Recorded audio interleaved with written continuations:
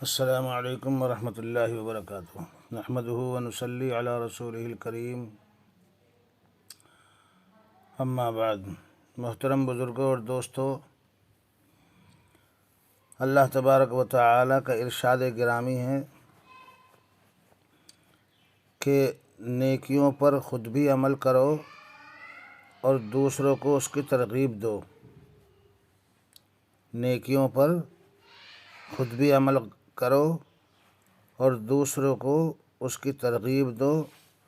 ان کو سمجھاؤ جس طرح سے بھی سمجھا سکتے ہو۔ اس کو امر بالمعروف کہتے ہیں اور برائیوں سے بچنے کو اور برائیوں سے بچنے کی ترغیب دینے کو نہی عن المنکر کہتے ہیں۔ قرآن کریم میں بے شمار جگہوں پر اس کا حکم دیا گیا ہے۔ اللہ تبارک و تعالی نے کوئی پارہ ایسا نہیں چھوڑا جس میں امر بالمعروف اور نہی عن المنکر کا حکم نہ کیا ہو، اور یہ ہماری ذمہ داری ہے، خود نیک عمل کرنا اور دوسروں کو نیک عمل کرنے کی ترغیب دینا، ان کو ہدایت کے راستے پر سمجھا کر بجھا کر جس طرح سے بھی لا سکتے ہوں اس طرح سے ان کو لانا، اور خود جو ہے برائیوں سے بچنا، گناہ کے کاموں سے بچنا، اور دوسروں کو گناہوں کے کاموں سے بچانا، یہ دونوں کام ہمارے اوپر فرض ہیں۔ اور اس کام کی فرضیت کی ابتدا جو ہوتی ہے وہ اپنے گھر سے شروع ہوتی ہے۔ مثلاً اولاد ہے، بہن ہیں، بھائی ہیں، ماں باپ ہیں، اس کے بعد میں اڑوسی پڑوسی ہیں، اعزاء اقربا ہیں، رشتہ دار تعلقات والے ہیں۔ اللہ کے محبوب سرور دو عالم صلی اللہ تعالیٰ علیہ وآلہ وسلم نے ارشاد فرمایا کہ اگر کسی ناجائز اور حرام کام کو ہوتے ہوئے دیکھو تو اس کو روکو۔ روکنے کی شکلیں آپ علیہ الصلاۃ والسلام نے ارشاد فرمائی کہ ان کو ڈنڈے کے زور سے روکو، طاقت کے زور سے، اور اگر ایسے نہیں رک سکتے ہیں تو پھر زبان استعمال کرو، آخرت کی ترغیب دے کر کے سمجھاؤ، اور اگر یہ بھی نہیں ہو سکتا ہے تو اس کام میں شریک نہ ہو، خود شریک نہ ہو، اور دل کے اندر اس بات کا احساس ہو کہ یہ کام غلط ہو رہا ہے اور میری دست قدرت سے اس کو روکنا باہر ہے،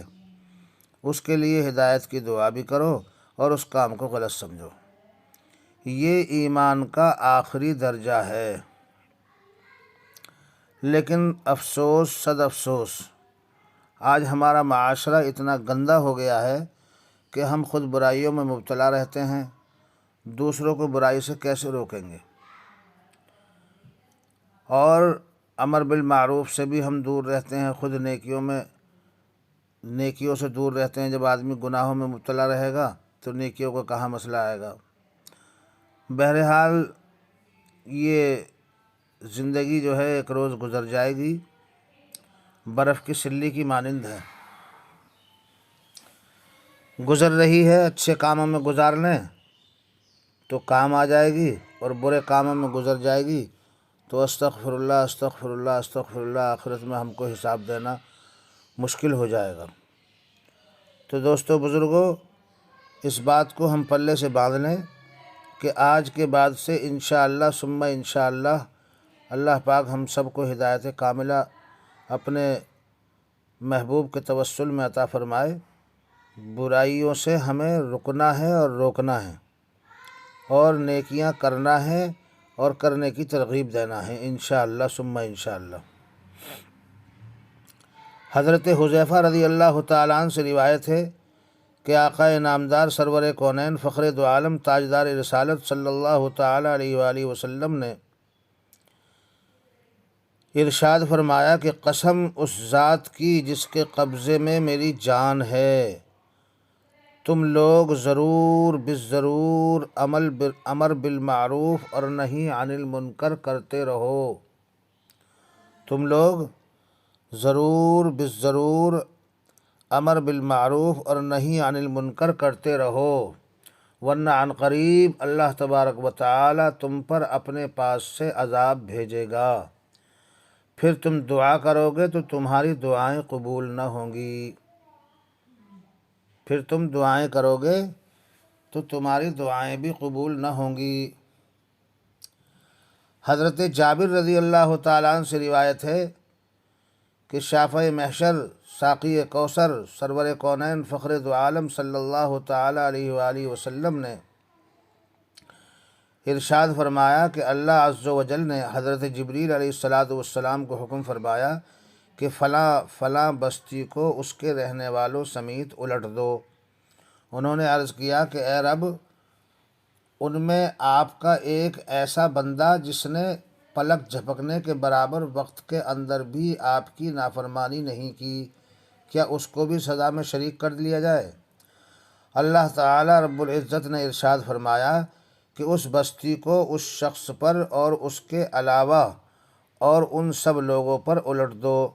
کیونکہ اس شخص کا چہرہ کبھی میرے احکام کی خلاف ورزی کے بارے میں نہیں بدلا، یعنی خود تو عبادت گزار تھا مگر دوسروں کو گناہ میں لگا ہوا دیکھ کر منع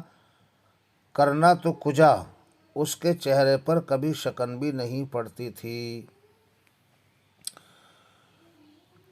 نبی پاک علیہ السلام کا فرمان کہ ایسی بستی کو الٹ دیا جائے جس میں میری نافرمانیاں ہوتی ہیں اور ایک بندہ اللہ تبارک و تعالیٰ کی فرما برداری کرنے والا عبادت گزار بھی ہے۔ ہم لوگ یہ سمجھتے ہیں نا کہ بھئی ہم تو راہ راست پہ ہیں یا راہ ہدایت پہ ہیں، تو یہ ذمہ داری ہماری نہیں ہے۔ دوستو بزرگوں، جب بارش پڑتی ہے تو اس کا فیض سب کو پہنچتا ہے، اور خدا نہ خواستہ اللہ نہ کرے اگر کوئی عذاب کی شکل میں بارش ہوتی ہے، اولے پڑیں یا بجلی گرے یا کوئی اور چیز، کوئی بیماری آ جائے، تو وہ عمومی شکلوں میں آتی ہے اور سب اس میں جو ہے لپیٹ دیے جاتے ہیں، سب شریک ہو جاتے ہیں۔ اس لیے ہم اس ذمہ داری کو سمجھنے کی کوشش کریں، حالانکہ ہم سب کے سب اگر یہ طے کر لیں، یہ تہیہ کر لیں کہ ہم اپنے اپنے گھروں کے اندر، اپنے اپنے خاندان کے اندر، اپنے اپنے اعزاء اقربا کے اندر سدھار پیدا کرنے کی کوشش کریں گے اور ہم جو ہے خود شریعت کے پابند بنیں گے، تو انشاءاللہ ثم انشاءاللہ اللہ تبارک و تعالیٰ کا فضل ہوگا اور ایک غیر لوگوں کو امن کا پیغام جائے گا اور برائیاں ساری کی ساری ختم ہو جائیں گی، سب لوگ انشاءاللہ ثم انشاءاللہ نیکیوں پر عمل کرنے والے ہوں گے۔ اب ہم لوگ خود نیکیوں سے بہت دور رہتے ہیں اور اس کی وجہ شریعت سے ناواقفیت ہے، لہو لعب میں ہم زندگی گزارتے ہیں۔ اعلموا انما الحیات الدنیا لعب ولہو وزینۃ وتفاخر بینکم وتکاثر فی الاموال والاولاد۔ اس آیت کریمہ کے اندر دنیا کی زیب و زینت کو بیان فرما کے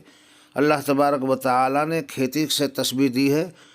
اور یہ جیسے کھیتیاں